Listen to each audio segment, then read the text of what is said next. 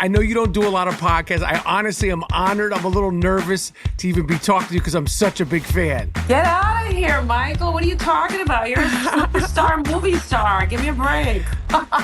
Are you guys aware of how good this season is? Like, when you're watching it back, what do you think of this season, and how is it for you to sort of absorb it? Well, first of all, I think everyone is so damn funny. When I see Lisa and Larsa fight, I get the giggles. Like, they're hysterical. When I did the whole thing with the Tito's bottle, my husband's like, really, Marysol? You just gave me breaking news, because that relationship and that storyline has been intense. I can't tell you. You got to keep watching, because I'm kind of involved in that. So let's just sip it. Wow.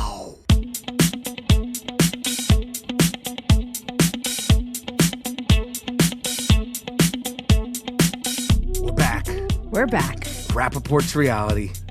Brewing with excitement. Very excited. We have somebody, I think we spoke this into... Yeah, we did. Well, I don't know who did. I think did. we did. I think I did. You brought Marysol into my life. Yes. You've been on the Marysol Patton. Absolutely. And when we ran into her at BravoCon, she was do you remember her walking towards us? And you said, Marysol, I don't think you quite put it together as fast as I did, but I couldn't believe she was live and directly in front of me. And we have Marysol Patton on the podcast today, Rapaport's reality. Marysol is our guest. I screwed up because I organized. Well, listen, I was on Marysol time. I will say, when you got Marysol and she says, "I'll do the podcast whenever you want," you just go. You jump at the time. You don't. I understand. You don't negotiate completely. Marysol's time. I Although understand. she said she would have stayed. Listen, she said whenever. She was so excited to do it, but she said 11:30. I said fine.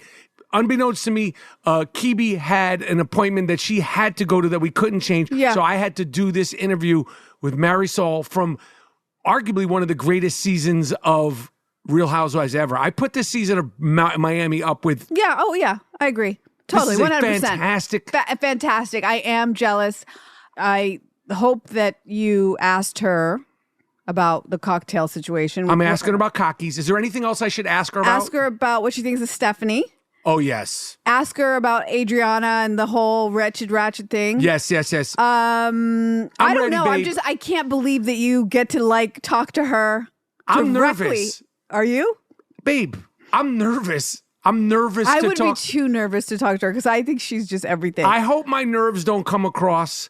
But without further ado, Rapaport's reality, we have an absolutely special, fantastic guest from the Real Housewives of Miami. Marysol is with me on Rapaport's reality. Ay, por favor.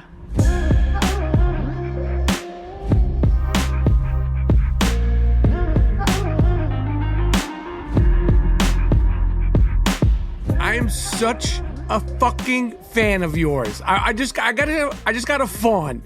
I can't My believe wife you're my fan. That's so crazy. No. I have to fawn on behalf of me and my wife, and I'm sure so many other people. You have given us so much joy over the years. Oh. You are so fun, so light, so Thank funny, you.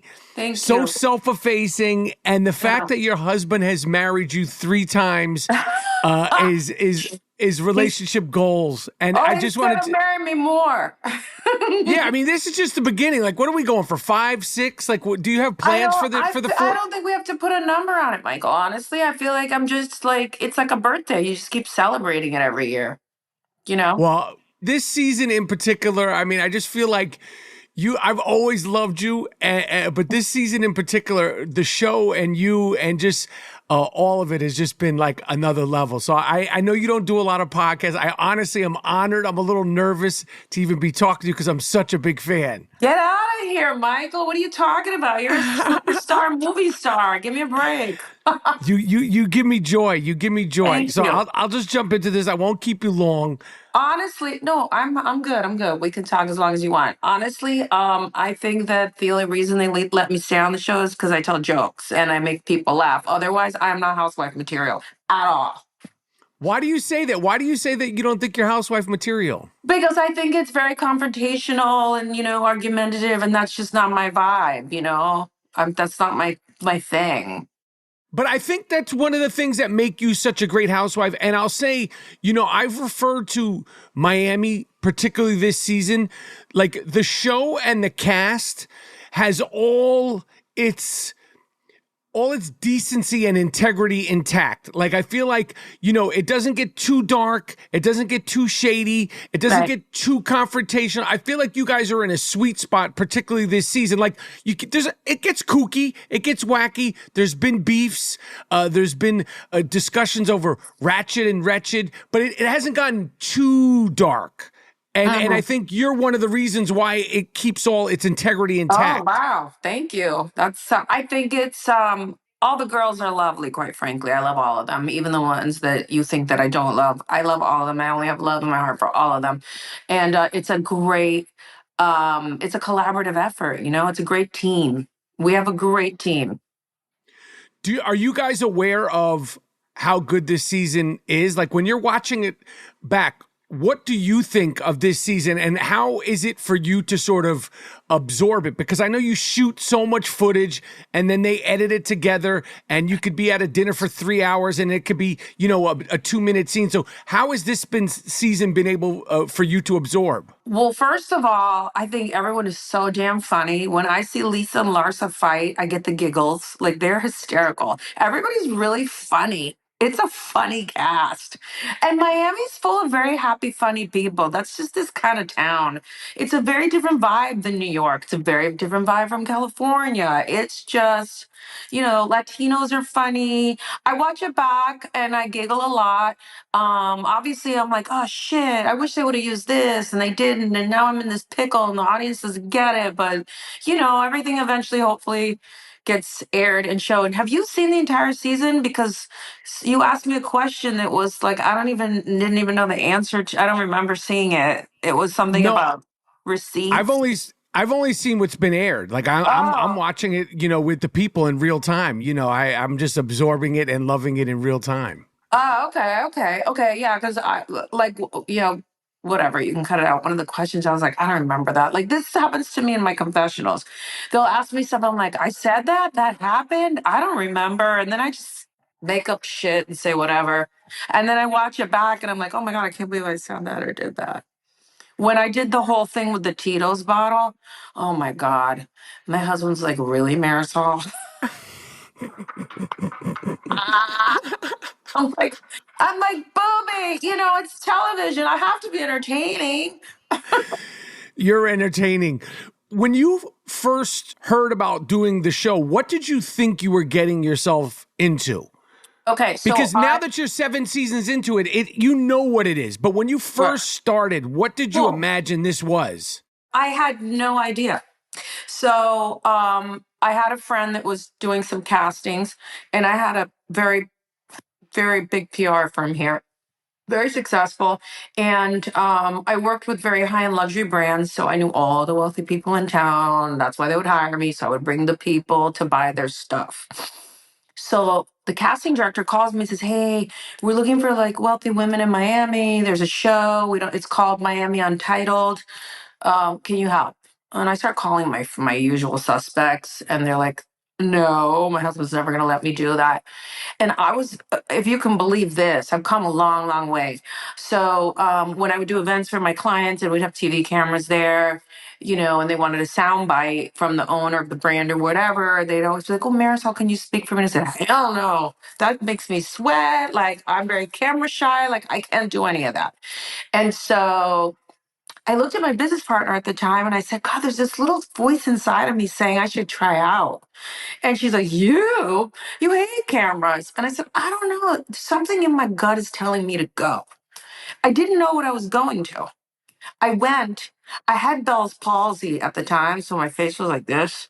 And all I did was make fun of myself the whole time. And they picked me. I don't know why they picked me, but they picked me, and here I am. And I didn't know what I was getting into.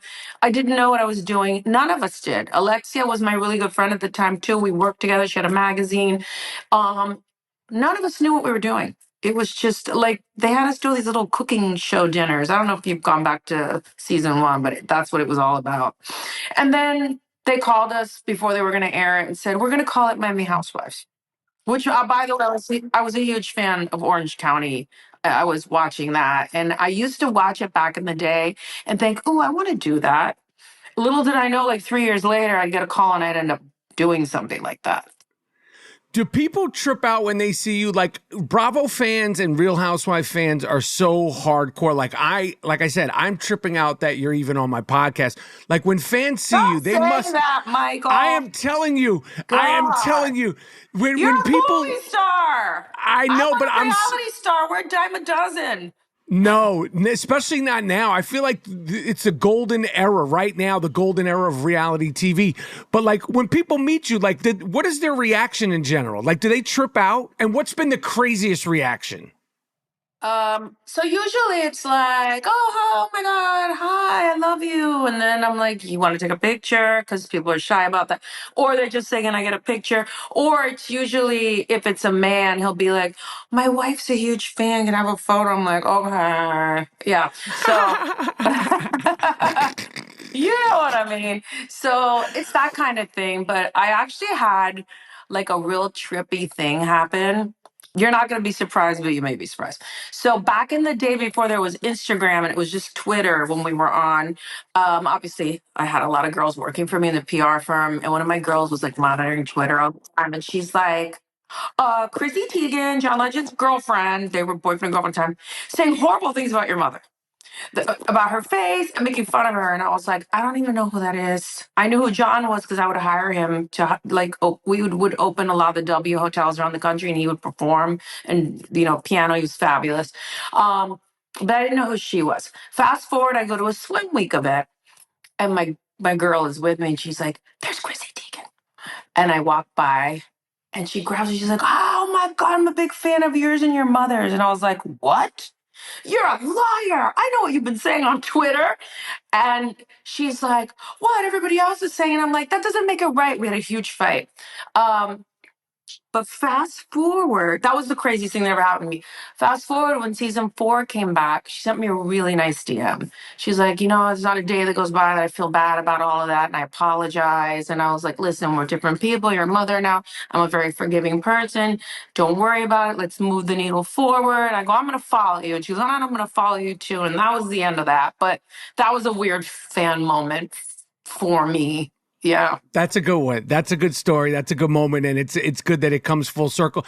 And, I think reality shows and reality stars, I think the one thing that people tend to do is we take for granted that you guys are putting it all on the line. The good ones, the bad ones, the ones we like, the ones we don't like. I really appreciate and respect even the ones that are, not my favorites. I respect that they're sort of being put out there like that for our entertainment. So you got to respect it, even if you can't stand their characters on the show. But for you guys, it's you're playing yourself. So I know it's harder. Yeah. Yeah, and a lot of criticism comes with that. Not everybody likes it, and sometimes people say, like, not in my case, because I don't really have much storyline, because I'm just a friend. But people are very divided in other people's real life traumas, and I think it's very hard for the girls when they're laying it all out there and getting criticized.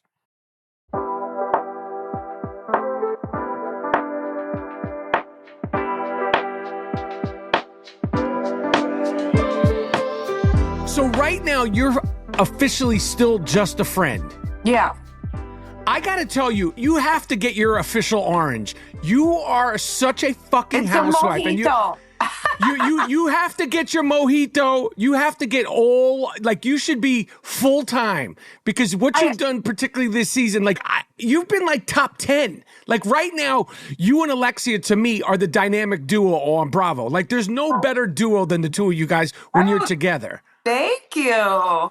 Thank you so much, Michael. I really appreciate that. We're just being ourselves like we are every day because we're like, and I think it's just a natural chemistry and it just plays off really well on camera.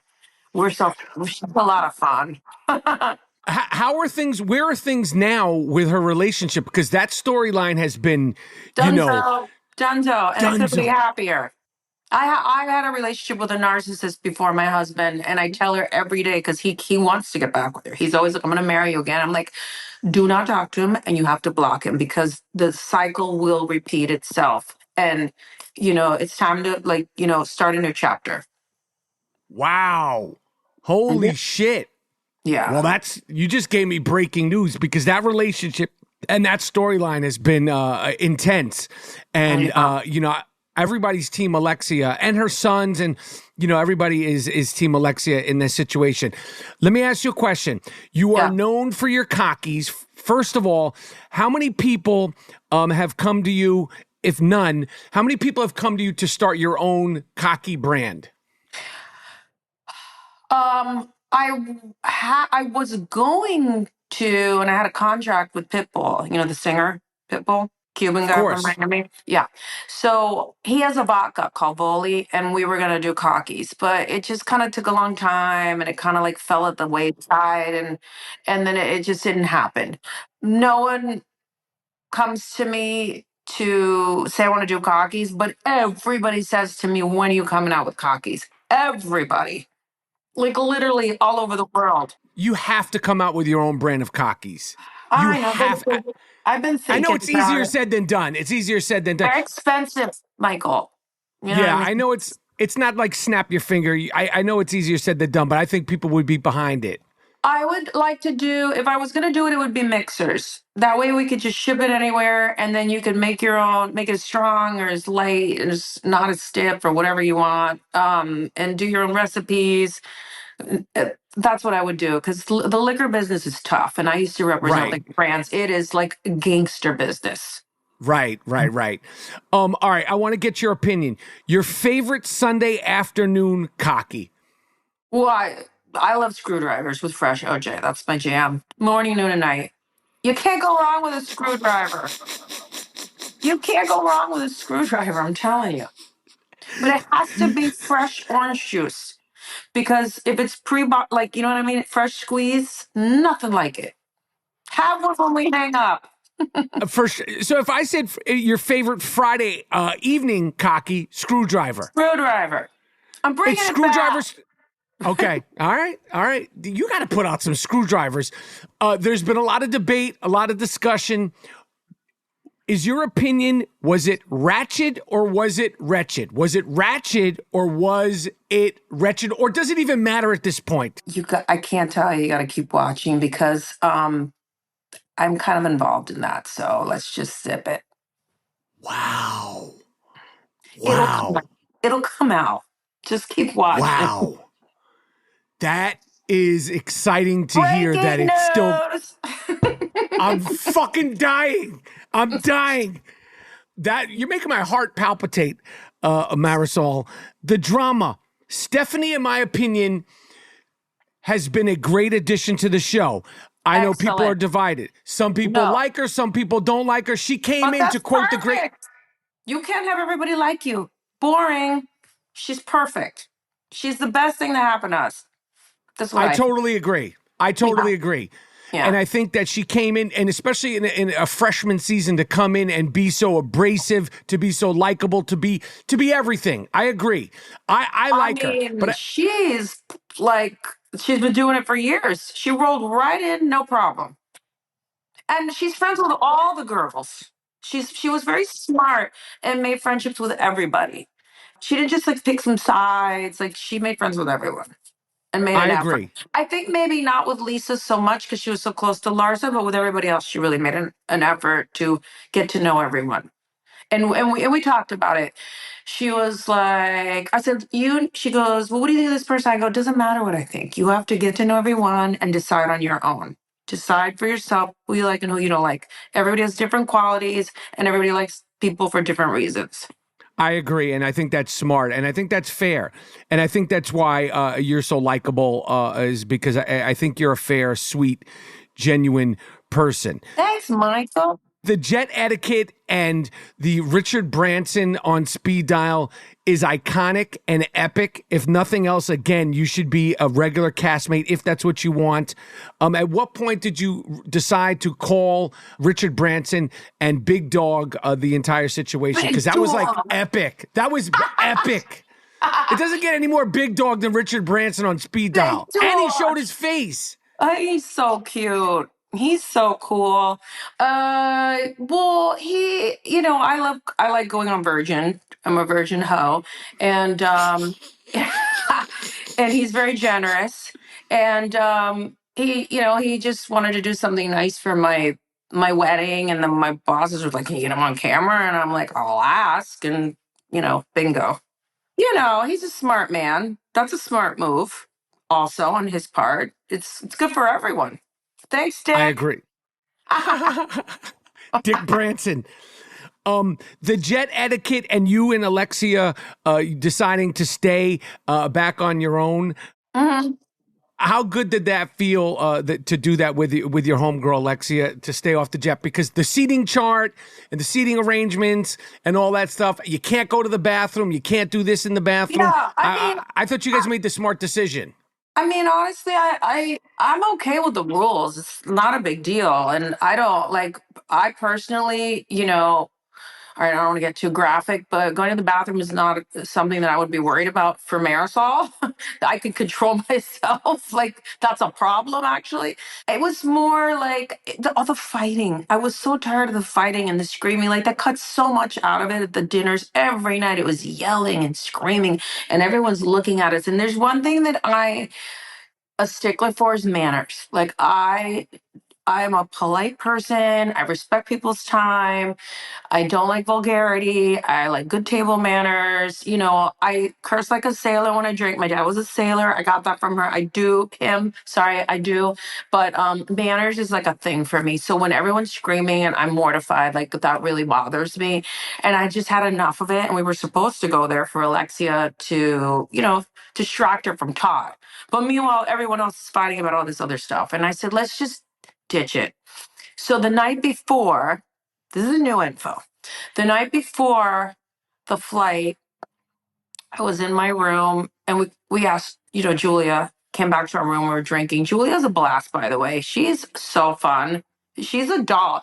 I don't think she translates on camera the way she really is, because she's very like bohemian and artsy and groovy, and her wife are just so cool. I love them. I'm glad that I've gotten to know them, even though I knew them from before the show, but like I've gotten to know her better now. Anyway, I called Julia. We had her come to the room, and and Adriana came to the room too. And I said, Julia, are you okay with this? Alexia and I are kind of thinking like not going tomorrow. Like we can't take it anymore. And she's like, I understand. Don't worry about it. We were there for like 3 hours drinking. I'm like, when you're drinking, you ask the same question 20 times. But are you sure it's okay that we don't go? Like, for real? Like, because we love you. We want to be there for you. Like, we did that whole thing like for 3 hours. She's like, no, it's okay. It's okay.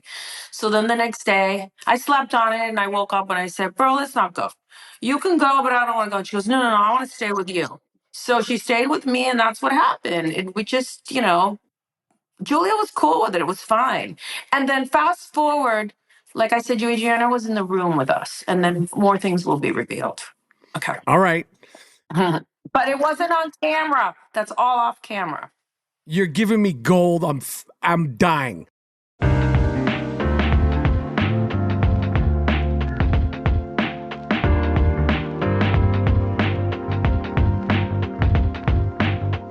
I did not like when Adriana was going nuts on you on the yacht.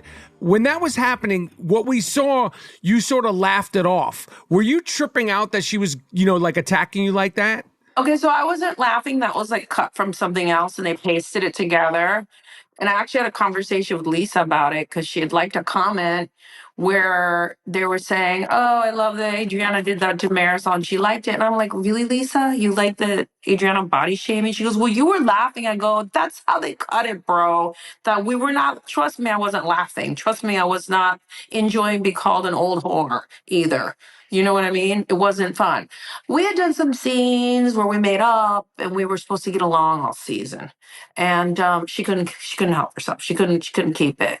Julia's already told me she can't stand me. And I said, "Really?" I hadn't noticed, that there's just a hate for me that she can't get over. And I said, "Well, what am I supposed to do about that?" Yeah, she I'm has to get always, over and it. I'm always forgiving, I feel like, I feel bad for her. I feel sad for her, Her life is not, it's not stable. I don't know. I don't want to get mean. You know what I mean? I I just, I got you. Were you tripping out with the Lisa Larsa following, unfollowing Marcus? I didn't understand Lisa, why she was so reluctant to. Why are you following Marcus Jordan in the first place? It's not Michael Jordan. It's not Air Jordan. It's not even Nike. And then when your friend, your homegirl, your bro breaks up with her, yeah. even the fact they're in the friend circle, it's like unfollow this dude.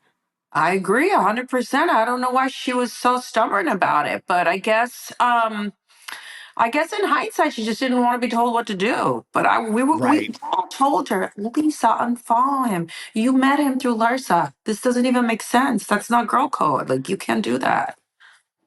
And I had a situation like that too with my ex. Like he ran a big restaurant here. He'd invite all my friends in to eat for free when we were broken up. I was like, "Guys, please."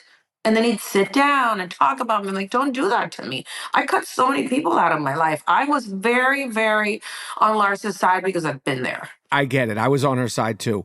When you're not filming the show, when you're not on, when you're with your husband, what's the one thing that you want fans to know about you that we don't get to see on camera? Oh God. I don't know. I'm very like I don't leave my house. I'm very like reclusive. Like I'm always in sweats. See, I got my sweats on, Michael. I just kind of put on a headband and I put on a headband and earrings for us so that I would look good from the. I should have stock in Aviator Nation. I live in this stuff. It's so soft. It's like baby foreskin. So good. Live in it.